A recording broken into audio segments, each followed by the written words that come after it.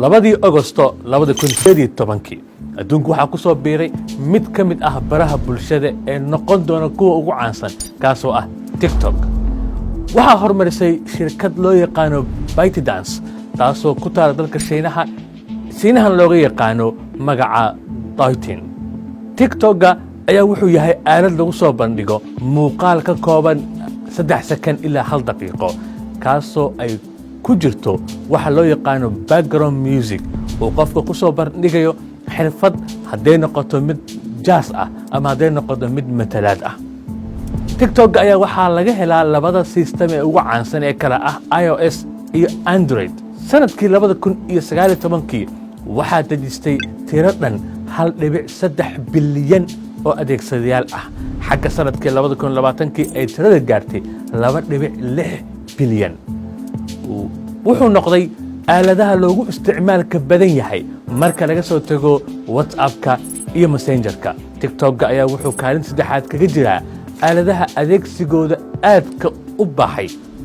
adeegsadayaasha TikTok ayaa waxaa lagu qiyaasaa 1 bilyan oo si maalinle ah u isticmaasho aaladda TikTok. TikTok ayaa waxa uu baraha bulshada ka dhex sameeyay kacdoon kaasoo saameeya dhammaan nuxurkii lagu soo bandhigi jiray baraha bulshada. saameynta ugu weyn ayaa waxa ah in ay isbedeshay qaabkii iyo hababkii loo soo gudbin jiray nuxurka lagu baafinayo social media, taasoo ay kow ka tahay iyadoo ay isbedeshay qaabkii haldoornimada ahayd ee sida xirfadda leh ee degan oo la jaan qaadayso dhaqanka bulshada iyo akhlaaqda guud sida ay u taqaano bulshada. balse TikTok ayaa wuxuu u rogay qaabkii loo soo bandhigi jiray xirfadaha. TikTok ayaa aad waxa u isticmaala generationka loo yaqaano Generation Z. jiilka Z ayaa ah jiil ka dhashay dhammaadkii 90-meeyadii iyo bilowgii 2000. jariidada New York Times ayaa waxa ay faafisay article ciwaankiisu ahaa How TikTok Rewriting the World, iyadoo ay ku garfeenayaan sida uu TikTok adduunku u bedelay. TikTok wuxuu bedelay qaababkii loo soo bandhigi jiray xirfadaha, isagoo ay ku soo biireen jiilal kala duwan oo soo bandhigaya dance ama waxa loo yaqaan jazz, kaasoo ay ka dhex guuxayso music oo si xirfadaysan ugu dhex jirto TikTok, taasoo ka kooban 3 second ilaa 1 daqiiqo. jaazka noocaas ah ayaa wuxuu noqday mid lagu tartamo ama lagu raadiyo taageerayaal ama waxa loo yaqaan followers, isagoo TikTok horumariyay qaababkaasi tartanka ah, isagoo gaarsiiyay heer uu qofka ku mutaysan karo abaalmarin lacageed. TikTok ayaa sidoo kale wuxuu u yahay madal xirfadaha jiliinka, iyadoo ay jelayaan dadka ku jira waxyaabo kala duwan oo ku kala saabsan arrimaha bulshada, siyaasadda iyo fanka.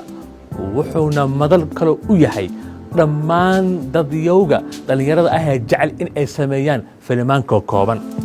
shirkadda TikTok ayaa waxay si xirfadaysan u isticmaashaa aaladda artificial intelligence kaasoo soo koobaya nuxurka iyo muuqaalada laga duubayo goobta aad joogtid, adigoo isticmaali kara TikTok si ka duwan baraha bulshada ee caanka ah sida Facebook iyo Twitter-ka. TikTok uma baahno in aad username aad samaysatid, wuxuu u baahan yahay kaliya inaad soo dejiysatid aaladda, isagoo aad u isticmaalaysid si furan oo aad u daawanaysid muuqaalo aan dhammaad lahayn. adeegaasi ayaa wuxuu uu aad ugu baahay adduunka, wuxuuna noqday mid ka dhex guuxa dhalinyarada ee loo yaqaano jiilka Generation Z ee u baahan in ay helaan matalaad iyo ahaanshiyo cusub, iyagoo ka dhex heleen TikTok, kaasoo ay ku soo bandhigayaan xirfado inta badan kaa qoslinaya ama xirfado ay is leedahay waa kuwa mudan in la duubo ama ay noqdaan kuwa ka soo muuqda shaashadaha waaweyn ee adduunka. TikTok ayaa wuxuu caawiyay qof walba oo dhalinyaro ah ee sita mobilkiisa in uu ku soo bandhigo caalamka uu ku nool yahay, caalamkaasoo ka dhigaysa mid isaga muhiimad gaar ah siinaysa. muhiimaddaasi ayaa waxay macno u samaynaysaa nolosha dhallinyarada baadigoobka weyn ugu jirta in ay hesho ahaanshiyo cusub iyo macno u yeelaysa noloshooda. TikTok ayaa si guud wuxuu u noqday madal ay iskugu imaadaan dhallinyaradaasi baadigoobka ugu jirto ahaanshiyaha cusub iyo caannimada.